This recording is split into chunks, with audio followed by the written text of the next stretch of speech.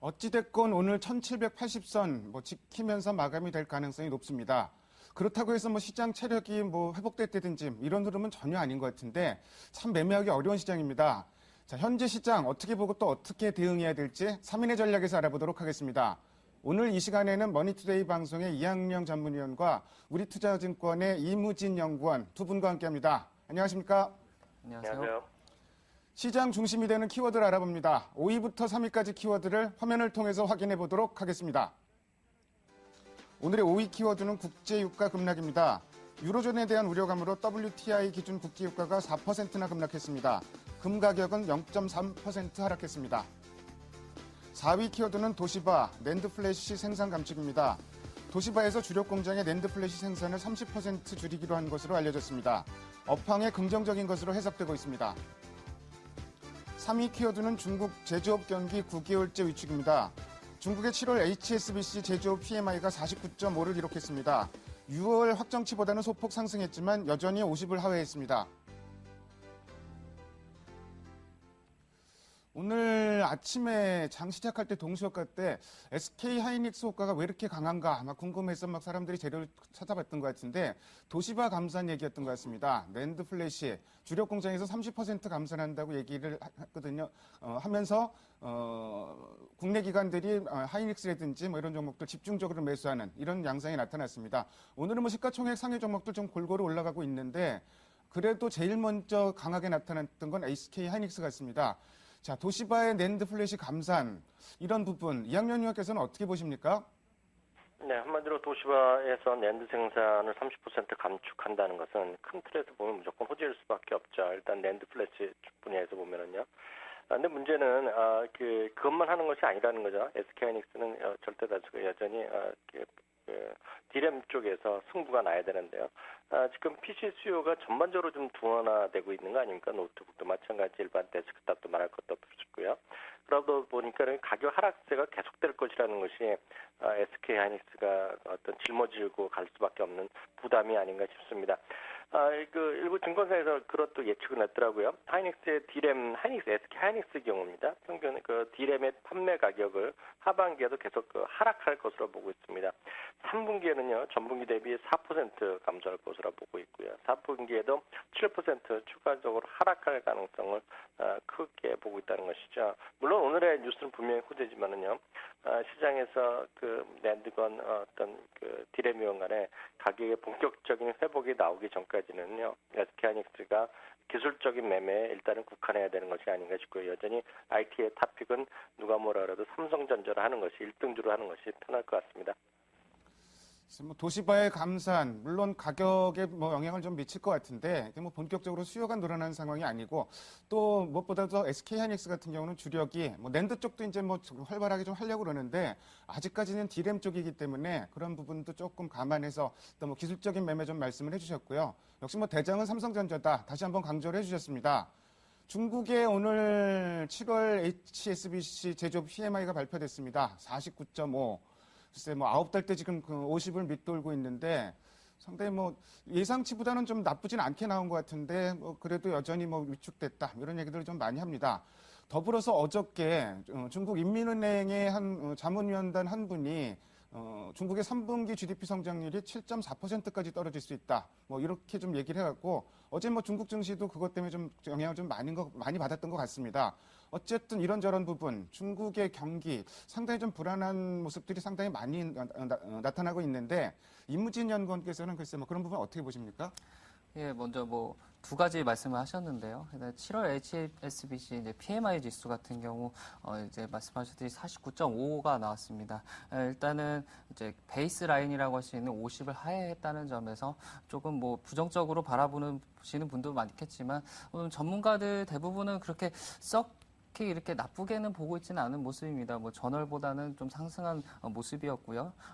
전월이 한 48.2 정도 나왔는데 한 1.3 정도 증가하는 모습이 나왔으니까 사실 부정적으로 보는 시각들은 보는 이제 사람들의 시각은 여전하지만 그 수가 줄어들었다는 점에서 좀 이렇게 전문가들이 나쁘게 보지는 않고 있는 모습입니다. 하지만 어저께 중국 증시 하락 요인이었던 중국 인민은행 이제 자문위원회 어떤 3분기 이제 중국 성장률 전망치에 대해서 이제 좀 것들이 좀 많은데요. 일단 이제 이제 자문위원회 이제 성장률 하락 요인으로 이제 꼽았던 이제 두 가지가 이제 유로존 위기에 대한 어떤 출부진, 그리고 두 번째로는 뭐 CPI와 PPI가 좀 요즘 계속 하락세를 보이고 있는데 좀 이러한 부분들이 이제 제조업체 수익률에 좀 안 좋은 영향을 미치지 않을까, 뭐 이러한 근거로 이제 성장률 하락 이제 전망을 이제 얘기를 했습니다.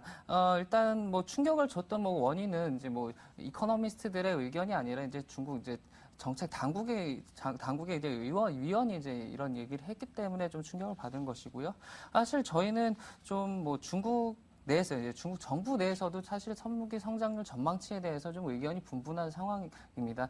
뭐 좋게 보시는 분들도 있고 뭐 나쁘게 보시는 분들도 있기 때문에 사실 이러한 부분에 좀 신경을 쓰기보다는 어떤 이제 중국에서 현재 나오고 있는 어떤 경기 부양책이라든가 뭐 어떤 추가 부양 정책 가능성에 대해 오히려 좀 초점을 좀 맞추실 필요가 있다고 생각을 하고 있습니다. 왜냐하면 일단 이제 현재 중국이 이제 가장 이제 하반기 들어서 이제 가장 중요한 것은 이제 좀 뭐 안정적인 정권 이양이라고 할 수 있겠는데, 이러한 부분들이 좀 어느 정도 잘 이루어지려면은 어떤 중국 경제의 어떤 연착륙 가능성도, 연착륙에 대한 좀 안정적인 좀 연착륙이 좀 돼야 하지 않을까 하는 중국 정부의 시각이 있기 때문에 좀 추가적인 경기 부양책에 대한 좀 얘기들을 좀 더 이제 투자자들 분들께서 주목하실 필요가 있겠습니다. 사실 뭐 올해는 여러 가지로 뭐 선거 이런 것도 많이 신경 써야 되는데 중국도 사실 뭐 경기가 급격하게 꺾이는 상황이라면은 정권 교체가 잡음이 좀 많이 생길 것 같고요. 그래서 뭐 경기 부양 쪽에 좀 포커스를 맞춰야 된다 이런 말씀하셨는데, 그렇다면 이제 우리가 궁금한 게 중국 관련주들, 특히 이제 소재주들 어떻게 해야 될지가 상당히 좀 궁금한데요. 좀 어떻게 좀 대응해야 될까요? 예, 일단은 뭐 이제 그 소재주나 뭐 이런 것을 말씀드리기 앞서서 이제 좀 그 중국의 이제 경기가 턴어라운드 했을 때 이제 우리나라 소재주들이 어떻게 움직였냐를 이제 좀 살펴볼 필요가 있겠습니다. 일단 이제 현재 중국 경제 지표들 보면은 이제 이달에 나온 경제 지표들 보면은 이제 크게 좀 나쁘지는 않은 모습이었습니다. 뭐 소매 판매라든가 이제 고정자산 투자 증가율 같은 이제 경제 지표들이 이제 시장의 예상치를 상회를 하면서 어떤 좀 회복 신호를 보이고 있는데요. 일단 M2 증가율도 계속 이제 증가세를 보이고 있기 때문에 이러한 과정에서 이제 소재주들이 이제 과거에도 어떻게 이렇게 이제 수익률이 어땠나 이런 걸 살펴볼 필요가 있겠습니다. 과거에 보시면 이제 중국의 M2 증가율이 상승을 할 경우에는 이제 소재주들도 이제 시차를 두고 이제 상승하는 모습을 보였기 때문에 현재 이제 중국 경제가 이제 회복 신호를 보이고 이제 경제 지표 상으로는 회복세를 조금 보이고 있는데요. M2 증가율이 지금 현재 좀 상승 추세를 보이고 있기 때문에 소재주에 대해서 좀 계속 좀 이렇게 접근하실 필요가 있겠고, 두 번째로는 이제 아까 말씀드렸듯이 고정자산 투자 증가율이 이제 증가하는 이제 2011년 이후 처음으로 이제 증가세를 보였는데요.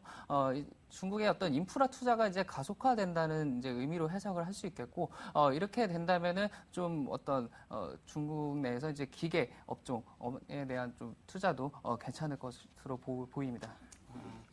글쎄 뭐 최근에 중국 M2 증가율이 높아지고 있다는 점, 이 점도 좀 유심히 살펴봐야 될 것 같고요. 사실 최근까지도 중국의 정책 스탠스는 내수 쪽에 신경을 쓰면서 과잉 투자는 억제하자 이런 쪽이었는데, 최근 들어서 투자를 조금씩 강조하기 시작합니다. 제가 방송에서 한번 말씀드린 적이 있었는데 그런 부분도 조금 유심히 살펴볼 필요는 있을 것 같습니다.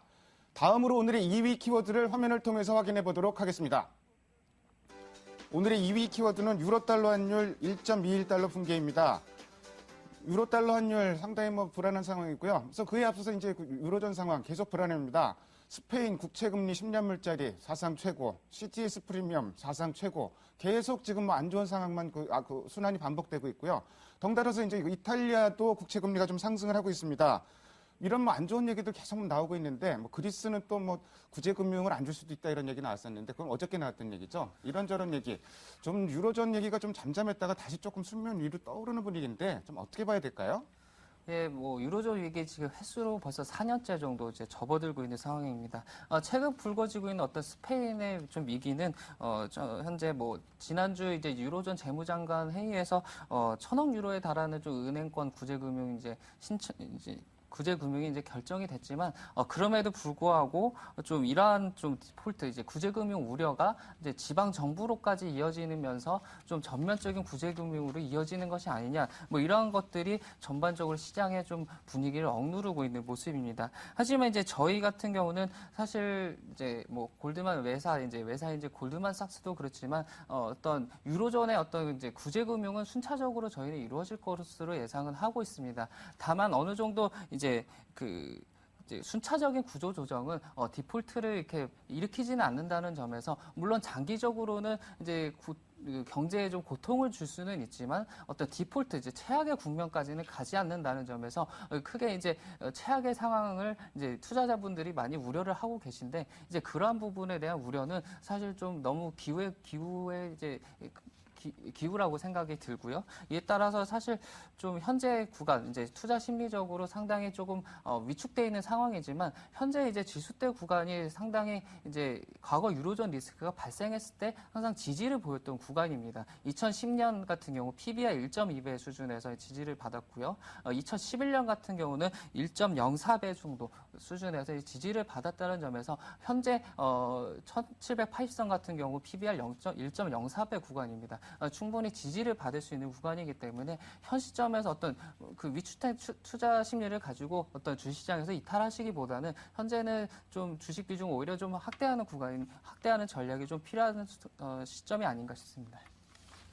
유로존 문제, 이무진 연구원께서 지금 4년 됐다고 말씀하셨는데 사실 그 되짚어서 생각하면 이렇습니다. 이번만은 좀 틀리다, 이번은 더 심각하다 이렇게 생각을 했다가 또 지나보면은 또 저희 잘 넘기고 이런 상황이 계속 좀 반복되고 있는 상황인데 문제는 요새는 이게 조금 저희 빈도수가 자주 있기 때문에 시장 심리가 상당히 좀 불안정한 점.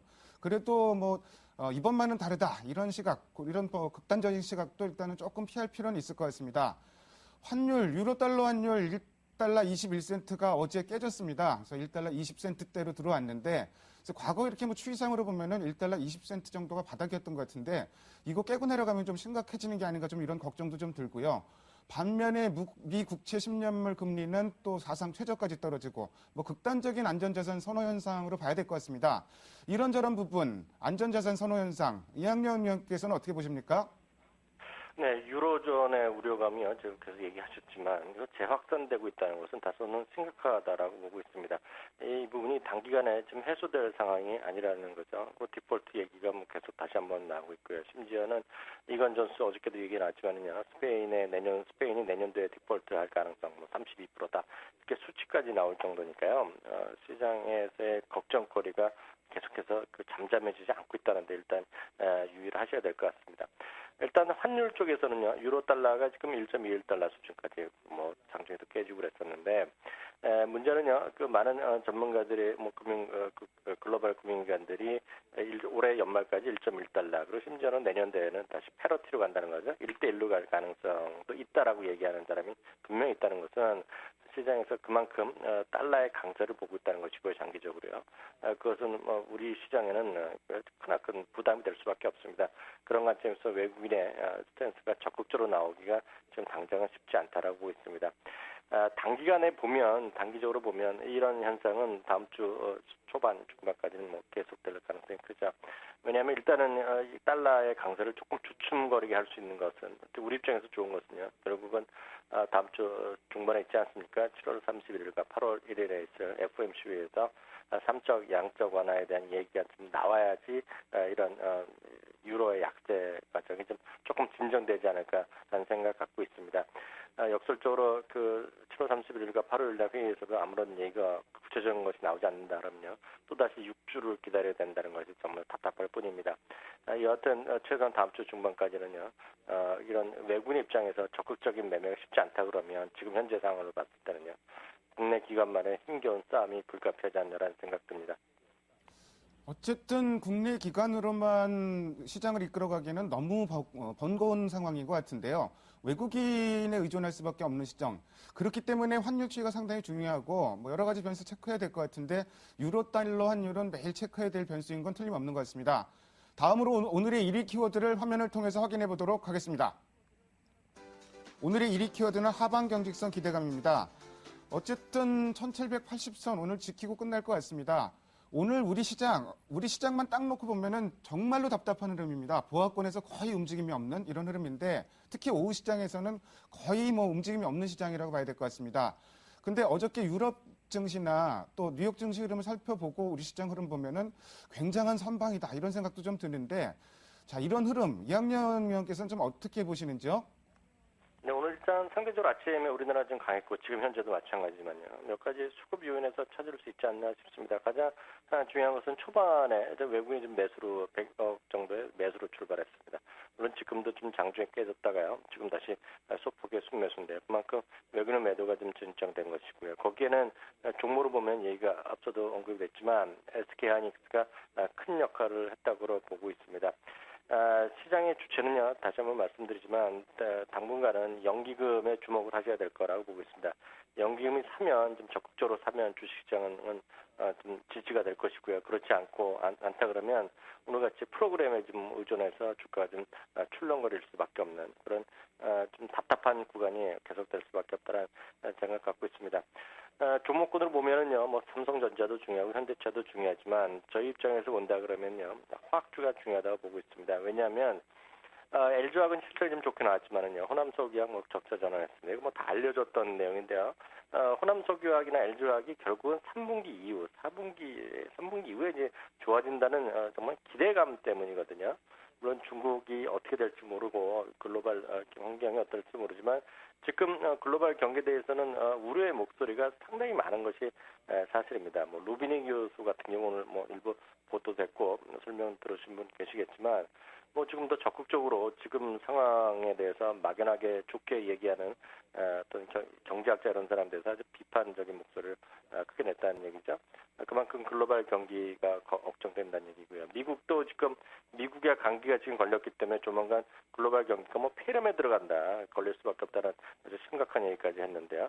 여하튼 시장에서 화학주가 살아나야지, 화학주가 좀 탄력성 있게 계속 가야지 2분기가 지금 우리나라 경기 바닥, 실적 바닥, 3분기 회복에 대한 신뢰감이 좀 쌓여갈 거라고 봅니다. 다만 오늘 호남석유화학의 그 레포트들 좀 쭉 훑어보면은요, 3분기도 어렵고 4분기에나 돼야 좋아진다는, 어찌 보면 여태까지 말하던 사람들의 애널리스트 의견에서 약간 뒤를 좀 꼬리를 좀 감추는, 꼬리를 좀 내리는 그런 모습이 나왔기 때문에 약간 걱정됩니다. 여하튼 화학주가 지금 우리나라 모든 주식의 반등의 희망을 대변할 수밖에 없는 그런 상황이라고 보고 있습니다.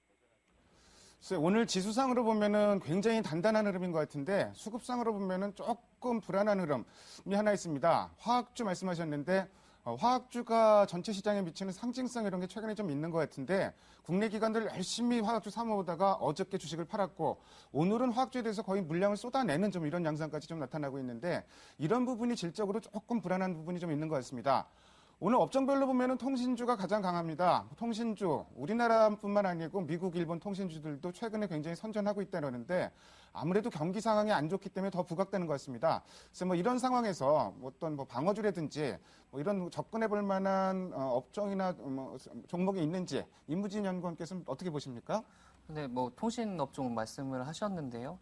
최근 이제 수급도 양호한 이제 외국인이 그동안 좀 매도세를 추세적으로 매도세를 보인 가운데서도 그나마 이제 순매수한 업종 중에 이제 통신 업종에 이제 단연 꼽히는데 일단 뭐 단기적으로는 이제 현재 좀 변동성이 큰 상황이기 때문에 좀 경기 방어주 업종으로 이제 올라가신 것도 뭐 좋지만 사실 중장기적으로 봤을 때 현 지수대 구간이 그렇게 이제 뭐 안정적으로 가져가기보다는 좀 이렇게 좀 주식은 오히려 좀 민감 이제 위험 자산이지만 뭐 이렇게 좀 주식 비중 확대해 나가는 전략이 좀 더 중장기적으로 수익률 제고에서 좀 유리하지 않을까라는 생각이 듭니다.